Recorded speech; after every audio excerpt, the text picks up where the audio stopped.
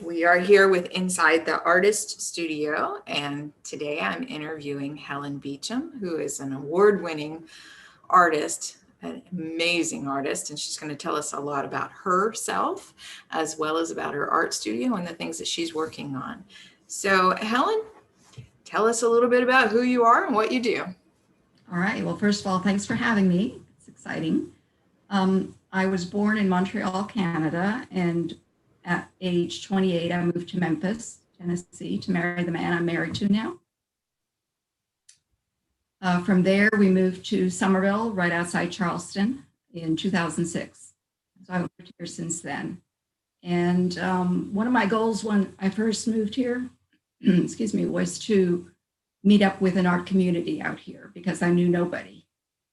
So the very first thing I did was join the Charleston Artist Guild. And I volunteered and worked on the board for a number of years. And that's how I got to meet some of the artist friends I still have today. So I've been painting full-time ever since then.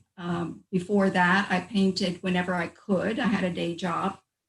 And I would paint when I took vacation time or in the evenings, workshops during vacation time, things like that. So my whole life has kind of centered around art from the very beginning, it seems. Gotcha. So now is art your primary career, or is it a side hustle or a hobby? It's your primary career. It's my primary career, and more than a career, it's like a lifestyle really, because I can't see myself going without it. When you have guests over for a couple of weeks or something, it's like by the time they're gone, you're dying to get back in the studio. That's me. Yeah. To get back in the studio. So it's part of me. And if I'm not painting, I'm reading about it, or I'm teaching, or it's like truly my passion, you know how they say. I totally understand that. I always describe it as like an itch that I have to scratch. It's just who I am, and I totally understand that. So then I imagine that you were an artistic, creative child. Did you feel that? Well, you know, I always knew I could draw. I always sketched in black and white, but I didn't ever try to paint until I moved to Memphis. Oh, wow. And I just decided I'm going to take an art lesson. And that's how it all started. Wow. Okay. Well, you mentioned that you did other jobs, before it became your career. What kind of other jobs were you involved in? Well, I started out as a commodity buyer when I worked in Canada. And then I moved to Memphis and I was in purchasing. I worked for an industrial door company as their purchasing manager. Then I ended up as purchasing manager for a graphics house. And from there, I moved to their art manager in the graphics house. So I didn't create the artwork for our graphics, but I had a team of people that did. Gotcha. I was wondering how you married into it. Because usually you kind of choose something creative in careers. It kind of chose me because when I was the purchasing manager for that company, I was approached by HR. They came over to find me in one building and said, "Why don't you think about doing the art director role over at the other building?" And I said, "Really?" That's how all that came about. Well, that is cool. That is very cool. Mm-hmm. So what type of art do you enjoy doing most? I would say I like to paint things that are not spectacular. I don't like to sit and paint a touristy, like the Taj Mahal or the White House or something like that. That's not my gig. I much more would hone in on little niches, like an open doorway where you can peek inside, or a corner of the garden that's got wind chimes and a fountain or something like that. So I would say that's number one. And number two, I like things old. So I'm drawn to Europe, where things are ancient, the walls are crumbling, there's graffiti on the walls sometimes, things like that. That's a lot of times what I seek out, what I'm more drawn to. So those are the things that really inspire you. Yep. And your perspective on that is really interesting, and looking at some of your other artwork and everything, that I have noticed that. So the fact that you're verbally describing that, it's definitely your angle of view. You create something for the rest of us to look at, that, hey, I never thought to look there. So that's very, That's all that an artist can hope for, really, in the end. I mean, other than taking someone and saying, look at this, you can just have it pour out of you and hope that the rest of the world sees it, with your eyes. yeah. So what does art mean to you? Well, I think, like I said earlier, it means everything. It means absolutely everything. I've enjoyed passing it on to my grandkids, my students. I enjoy watching them flourish. I lately am enjoying seeing some of my students compete. Yeah. Competitions, and get them out of their comfort zone and kind of push them out a little bit, out of the nest, So, yeah. Well, tell me a little bit about your favorite piece. My favorite piece is called Briskly and with Purpose. And it's of these two figures that happened to breeze through this square I was in Venice, of all places. I was there with my 6-year-old granddaughter. I had given her this camera so that she could take her own pictures while we were walking around. We were in this square. It was a little bit chilly out, so we were bundled up, and we were just looking around, and all of a sudden, out of the corner of my eye, I see these two figures come breezing through the square. And I didn't even have time to say anything. I just pick up my camera, and I look down, and my granddaughter has pulled up her camera. She's taking pictures as these two figures breeze by. And when she's done, she turns around and goes, oh, that's my little artist. So that just had like a special moment for me going on right there. And I always knew I was going to paint them. It took me probably a couple of months maybe to actually work up the nerve to sit down and pull this out and sketch it and get a paint on it. But it was like I was there again, and I could, feel the feelings I was having as they were breezing through. And I thought, I'm going to make an attempt. And I did. And the painting has resonated with so many people, not only with judges in shows. It's won awards several times. It also recently was purchased by one of my very favorite collectors. Oh, wow. So I am so glad that it is going into his collection and his wife's collection, because we have to give up our babies. If we offer them, we have to give them up. And I like knowing that it's not too far away. I can just go visit it. I am so glad to hear that, because I use that same phrase. It's like they're like children when you've painted and put your heart and soul into something, and then to know who receives them and where they're at. Because I have some paintings out there, I have no earthly idea who has them. And it kind of troubles me. It's like knowing you have a child out there and you don't know where they're at, Yes. Exactly. Very interesting. Well, I'm looking at the painting right now, and it is absolutely eye-catching, stunning. I mean, you can just tell the movement, and I love that pop of the red. It just really, it's just beautiful. Very, very beautiful painting. That was the other thing, the patterns that were in those two figures. I thought, do they work? Should I change it? And I said, no, I'm actually going to amplify it. So I boosted some of the colors, Yeah, it's beautiful. And these two people don't even know they became a piece of artwork. That's pretty. I wish I knew their story, Yeah. And I don't. Well, they were a heartbeat. Now it's up to everyone else who's looking at this piece to make up the story in their head as to what's behind it. Where were they going? Yeah, exactly. Yeah. So how has your art changed over time? Well, I still paint realistically. I've tried other styles, but what they say. It's like innately you have this style and it's going to come out no matter what. Mhm. Say the only thing that I think has changed is my use of color. When I was a young artist, see, growing up in Canada, things are not as bright and sunny, and therefore you don't grab those colors when you think of painting. So I think I sent you an early piece that had won my first award. Yes. Yes, and that is actually a building in Old Montreal. So it's got much more quiet colors, not as vibrant, but my style is still pretty much the same. Yeah.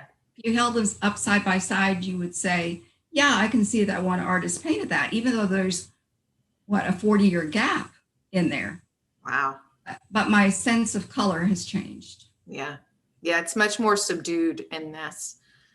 The other one. Yeah. It amazes me that you can paint such realism with watercolors, because watercolors can be very loose. Well, they can be, and some artists choose to make them loose, and then you can make them as tight as you want. I mean, there's photorealism out there. Photorealism is not for me, but it is for a lot of artists, and a lot of collectors appreciate that. So you can make it as tight as you want. You just use smaller brushes. I just need to experiment more. Less water, that's the trick.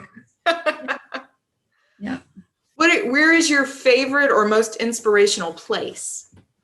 Venice. Venice. Ask me a hard one. Okay. All right. So Venice. here's a hard one. Oh, go ahead. What were you going to say? Any place in Italy, actually, but I love Venice because there are no cars, there's no noise, everyone walks, everything is reachable on foot. You don't need to rent a car, things like that. So, do you do plein air painting as well, or yes? Okay. Yes. Oh, that's I've never had the opportunity, so I envy you for something like that. You'll do it one time. Yeah, maybe. Once all this travel stuff. Yeah. Yeah. Once we get out of this. Can't come soon enough. Yes. So here's your tough question. Do you have a favorite color? And if so, what is it?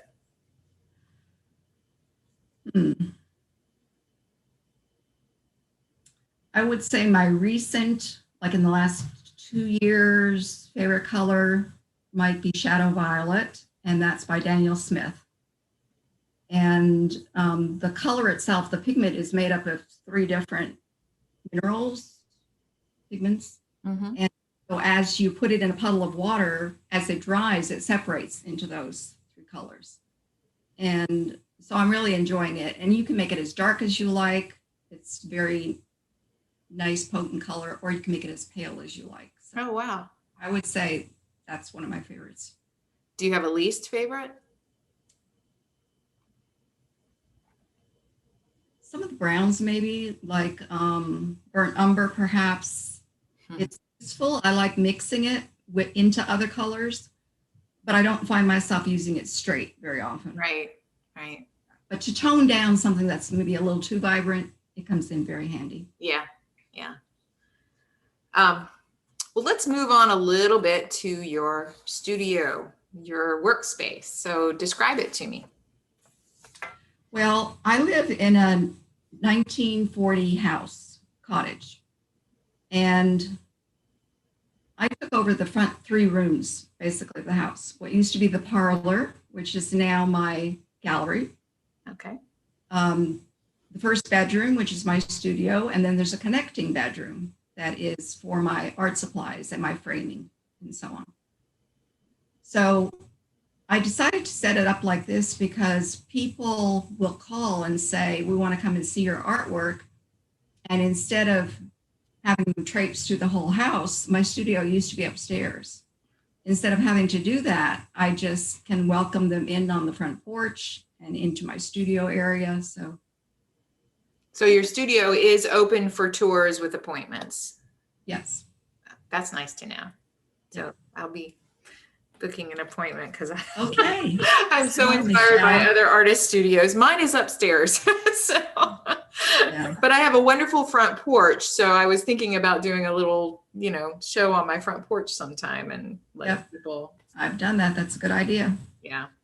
So the pictures that I have here of your studio, Mhm. the one room where it shows your paintings on the wall, is that the front space that you were talking about? That was the parlor Right. at one point? That was the parlor. Mhm. And then you mentioned you do have your art supplies and tools in the other space. So is that the other photo that you sent me with your? Yes.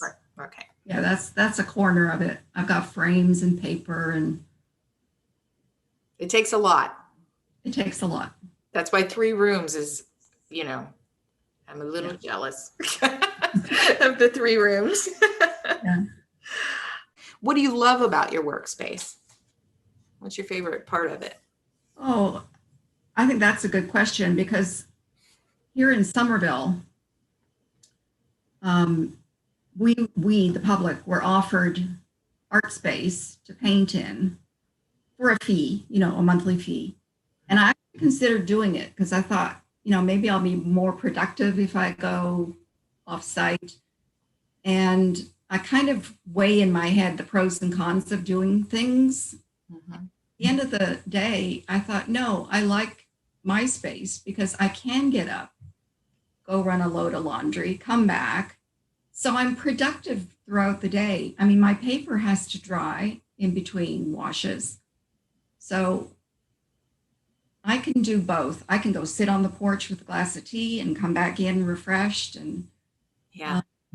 Yeah. No, I agree with you on that too. I totally do. Having the studio in our home, it does kind of make it. I kind of thought the same thing too. I know what workspace that you were talking about that was offered, because I live here in Summerville as well. And, I thought the same thing, but, the thing is being able to close a door, I think, for me, it separates me from, okay, but I do the same thing. Run downstairs, take my little lunch break, throw a load of laundry in, and then come back straight up and get to work. So I think that's interesting. I didn't realize you lived in Summerville. Yeah. To meet. Yeah. I actually live in Knightsville, so in the Knightsville side. Okay. So, All right. Really close. Definitely have to meet. So Yeah. So how do you work? Describe a day in your art studio. All right. I think my day starts actually the night before, and I'll tell you why. Before I turn the lights off in my studio, I look one more time at my painting, and I usually look at it without the bright lights on, just the overhead light, because I want to see it in a different light. Things pop out at me.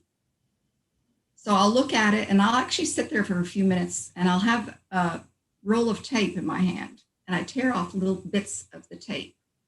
And then I look at my painting and things I want to alter or fix or tackle next. I will go ahead and put a little dab of the tape down right on my painting. Of course, it's dry at that point. You don't want it wet.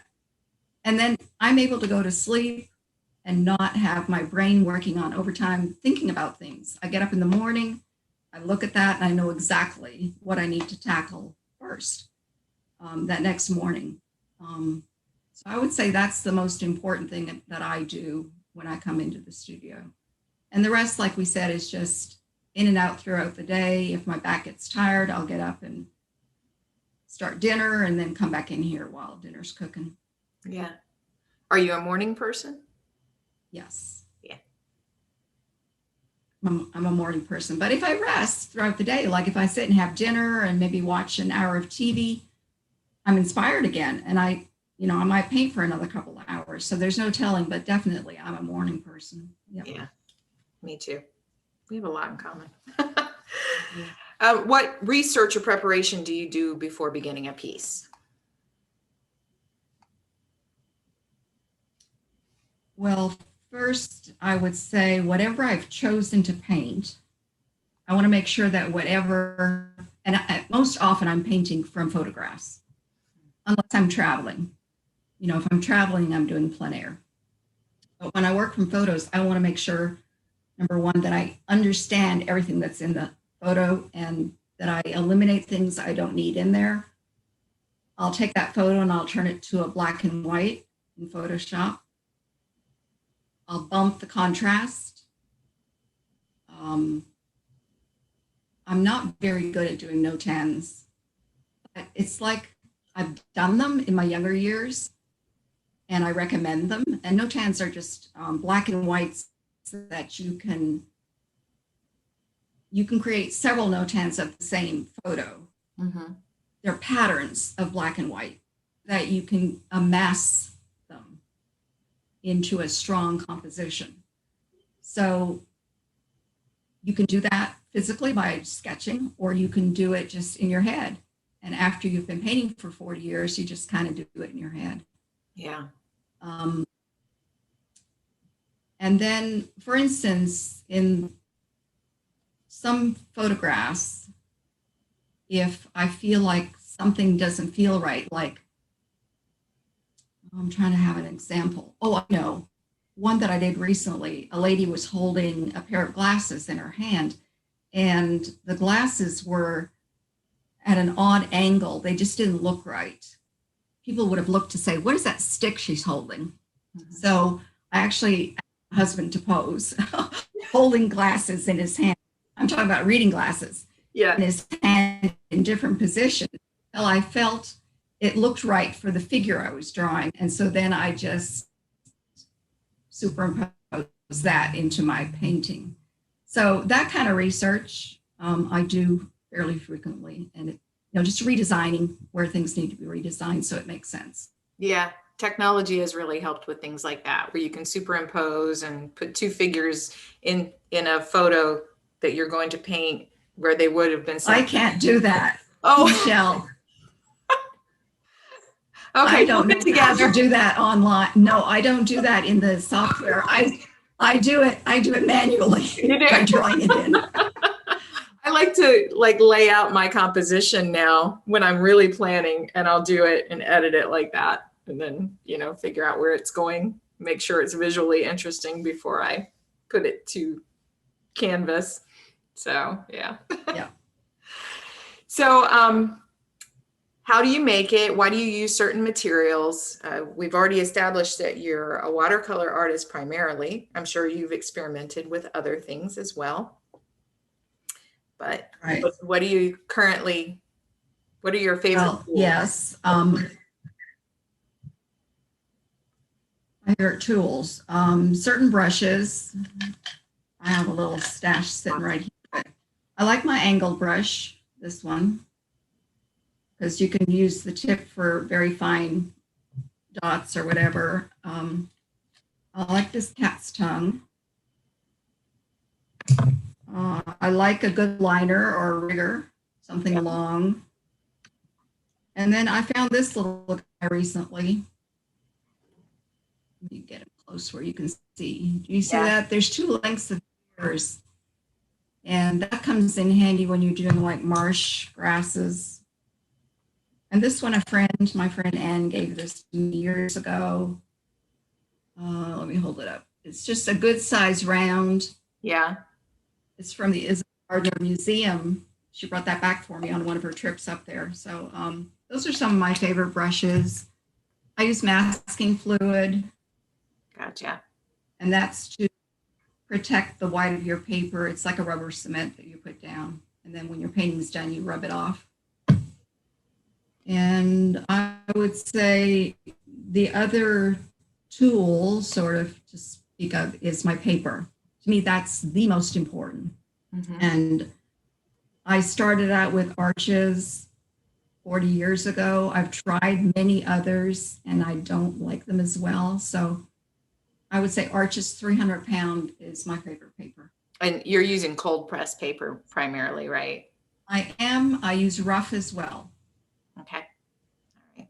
On your brushes that you were talking about, are they mainly natural, or are they synthetics, or are you okay with either one? Synthetics. They're synthetics. Some of them are mixture of two in one. Mm-hmm. But I don't like anything that's too soft or too floppy.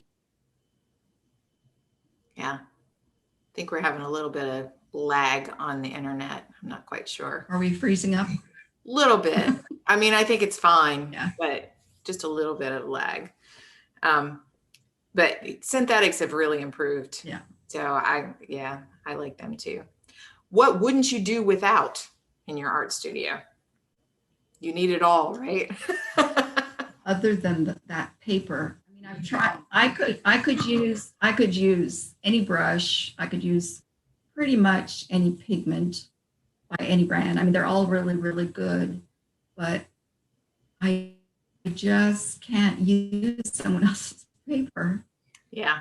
So I would say my artist paper.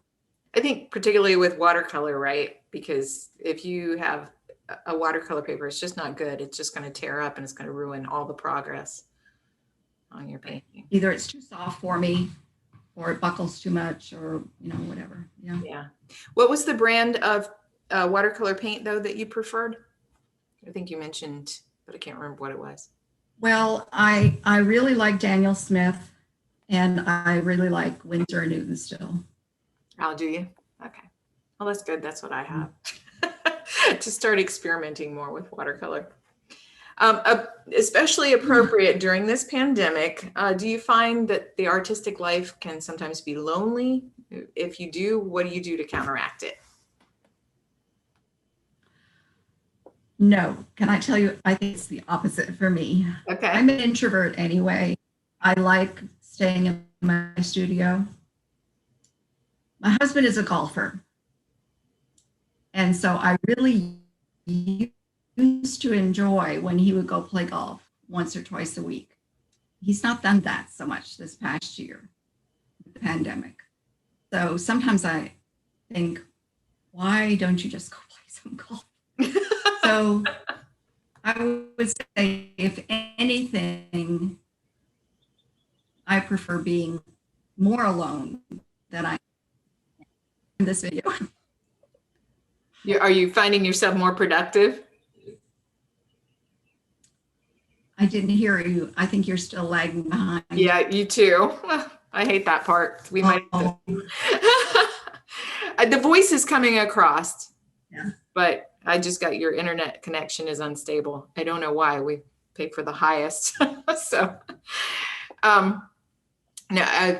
I was just asking if you found yourself more productive during the pandemic because of being able to stay home. Yes. Yeah. I do. But I tell you another reason I'm finding myself more productive. I don't know how many months ago now, 6-8 months ago, something like that. I meet weekly with two of my art friends, Kim and Carrie. Kim is in Florida, Kim Minichello, and Carrie Waller. She's in Japan. And we've decided we're just going to meet once a week, Monday mornings. And so even though you might want to slack off, like even over the weekend, knowing that you're going to meet with them Monday, you want to show progress in whatever you're working on. We all do. Yeah. And it keeps us that much more motivated, I think. Yeah. So to have a support team like that, I think has driven my art, to new levels. I'm entering competitions that I never would have wanted to enter before. Just, it takes a lot to motivate yourself to photograph them, to send it off, to have them framed, to ship them out. But when we meet, we discuss, which shows are coming up, who's heard about something the others haven't heard about. So I think the motivation is just higher this last year, surprisingly. I think as artists, we're just really lucky. Yeah. Mm-hmm. And as artists, we're lucky we get to do something that we really love. It's not really work. Yeah, this is true. This is true. So let's talk a little bit about what you think the role of the artist has in society. What does the role that the artist plays? I think we touched on that earlier, maybe a little bit. Yeah, I think just to make people aware of the beauty around us, either the beauty or if your message is awakenings or healing of some kind or, a political statement, perhaps. That's not for me, but it serves a purpose out there. And So I think the artist serves that role of putting things out there and letting people become aware if they're not aware. What do you like about the And art world? You know, as far as like the community of artists and everything, what is it that, what's your favorite part about that?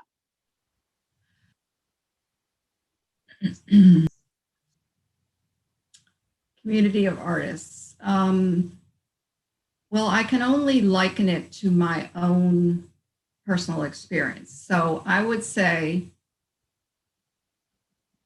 the students I've had over the last 40 years, they tally in the hundreds, 600, something like that. And I would say they are the ones that have touched my life the most with their own stories, with their own endeavors. It's like you start out with this one little thing, this one little person, and it kind of manifests exponentially out there. So it's like a little ripple, right? Mm-hmm. I say something to 3 people and they say something to 3 people, or they show something to 3 people. And before you know it, you've touched X number of people's lives. So to me, that's a big part of the art community, is sharing. It's a beautiful thought. Mm-hmm. So what's the best piece of advice that you've been given? And what's the worst piece of advice you've been given? I don't know that I've been given it directly, but I would say I have certainly read it enough and heard it enough being said to just paint what you love. Don't paint for others. I wish I had done that a lot sooner in my career, to paint what I love. I think sometimes you get trapped into it, Mm-hmm. to paint what you think you should paint. I think galleries sometimes can influence what you paint. I think with commissions, you can sometimes be influenced into painting a certain way or painting certain subjects. I think a sprinkling of all of that is good because you want to keep your finger on the pulse. But in the end, I think if you paint for yourself, there's going to be somebody out there that it will speak to, and it'll end up in their collection. And then it's that much more meaningful to you. That's very good advice. Yeah, because you can get pigeonholed. Yes, as in anything, stereotyped, Right. Yeah. Bad advice? Things that you've heard people say that to paint a certain way. Because you live in Charleston, you have to paint a marsh, you have to paint boats, you have to paint. Yeah. Of course, I've always said we all must paint the angel oak. That's the one thing I've never painted. Are you serious? Oh, no, well, I don't think I could do it justice. I mean, it is so magnificent. It is so over the top, huge. And to replicate it on a tiny little canvas, I just don't think I would do it justice. So I haven't. Oh, I think you would put the rest of us to shame. I mean, it's, even if you just chose that one little view. So, but yeah, it's an incredible thing to paint in Charleston. So if you could go back in time and give yourself younger advice, what would it be? Perhaps it was what you were just talking about, or maybe you have something else. I would say enter competitions earlier. I did not enter competitions. It's not quite true. I mean, that first painting I sent you of Old Montreal, yeah, I entered that when I was a really young artist. And I have entered like city shows or, local shows, but I'm talking about entering the nationals and even the international shows. I wish I had done that earlier. I did not start doing that until about 3 years ago. And I feel like I'm behind on doing that. So, your goal is to get signature status in these organizations. And usually it's one major show per year where they give like a point towards getting your signature status. So it'll take you 3 years minimum if you get accepted every year to get signature. Signature is not necessary, but I find the older I get, the more I wish I had some more of that. Yeah. I just got signature in American Women Artists, and I'm thrilled, to have that now to add to my name when I sign my piece. It shows a level of accomplishment, I think, when you can say that you're a signature member of certain guilds. Wow. Well, I definitely need to take that advice. As a youth, I entered whatever competition that I could do as a youth, but that's one thing I've kind of shied away from through the years, other than some local things. But like you said, yeah. So now I'm gonna you paint the angel oak and I'll enter some competitions. How's that? Okay. That'll be our challenge for the coming year. That's right. So do you have current or any upcoming exhibitions that you're doing? Exhibitions? No. I'm painting for competitions. Is that what you meant by exhibitions? Yeah, basically, yeah. Yes. I've always got a list of deadlines that are coming up for these shows. I would say I probably, no kidding, have maybe 30 that are printed out, the prospectus, and they're sorted by month. So towards the middle of a month, I will look and see what's due the next month. And then I don't enter all of them, but I'm aware of them and I decide which ones I'm going to enter depending on which pieces I've got available. So I'm always trying to paint something new, to stay ahead of the curve. Yeah. And sometimes those pieces don't turn out, so then you start something else and the whole process begins again. How do you market your work? Do you use social media or what do you? Well, I do Facebook and Instagram, not to the degree I should on Instagram. And then I have my newsletter.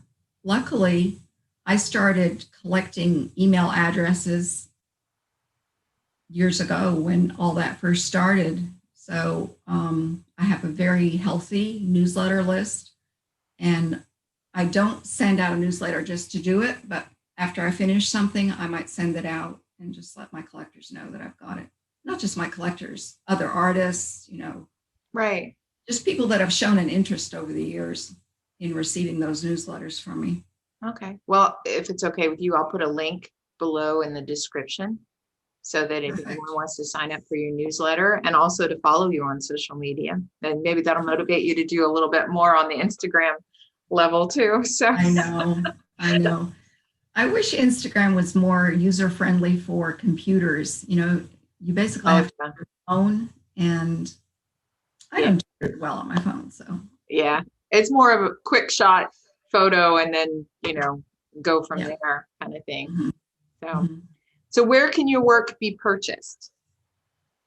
I would say online. Through your website? Yep. So it's Helen, Helen, letter K, and then Beacham, Beacham. Okay. And I'll also put a link on that too, so people can go directly from this video to that. Yeah. You mentioned about classes that you teach. Are you currently teaching classes? I am ongoingly teaching classes, and they're announced on my website as well. And I just got asked to do a workshop for Palm Coast in Florida, Flagler County. Yeah. So I'll be announcing that one tomorrow, Wednesday. There will be something that goes out on that. Okay. When anyone in the world can sign up and join that one because it'll be via Zoom. So awesome. No matter where you live, you can join in. Awesome. Okay. I'll check that out too, and I'll make sure to put the link. How would you like to be remembered? As someone that shares, as someone that willingly gives to my students. I've got as I mentioned, I have a lot of students, and I have said to my students that I have a Facebook group called Beacham Watercolor Students. So if anyone is listening to this, if you've ever studied with me, let me know if you want to be added to this group. It's a closed group. Not anyone can join, just those that have studied with me. And really, I started it as a way to say thank you to my students for what they give me in return. When you join, you will be able to ask questions. I'll answer anything you ask. I'll give you input on paintings. And none of that costs anything. So I say, once you're my student, I adopt you for life. So like I said, if anyone has studied with me and you want to be in that group, just let me know somehow and I will add you. Okay. We can put your email address in the description below too, if you'd like. So, has being an exhibiting member of the Charleston Artist Guild helped you as an artist? Yes, I would say, remember I mentioned earlier that when I moved here, I didn't know people and I wanted to get in touch with other artists. So that would be number one. Number two, they boost your confidence by offering shows you can enter. You can become a juried member. They now have the gallery, which I also was in for a number of years. And also, some of my best collectors first found me through the Guild. So there were Guild shows. My piece would hang and they would reach out. So it gave a good exposure to my work. And for that, I will always be grateful. Yeah. Love the Guild too. I think that's what I always suggest to young people starting out. Because a lot of times they don't do that until later on in their careers. But I think it's a necessity when especially if you're doing it professionally. Yeah, to be part of it. And then also volunteer. Like I said, I volunteered for a number of years, and at one point I was workshop director for the Guild. So I got to reach out to some national names. I got to know people that I would never have met otherwise. So volunteer. They need you, and you will figure out that you need them as well. Yeah. Well, I get the privilege of interviewing you and getting to know you and all that you do because of the Guild as well. So yeah, definitely. Same here. Yeah, definitely. Well, I thoroughly enjoyed this. Is there anything you want to add that we didn't cover that you want to make sure is stated in this video? Or I don't think so. I think we've talked about everything under the sun. I appreciate you having me. And I look forward to meeting you in person, Michelle. Yes, we will definitely do that soon. So I really appreciate you taking the time out to do this. And my pleasure. We will get together soon. So thank you so much, Helen. Take care. You too.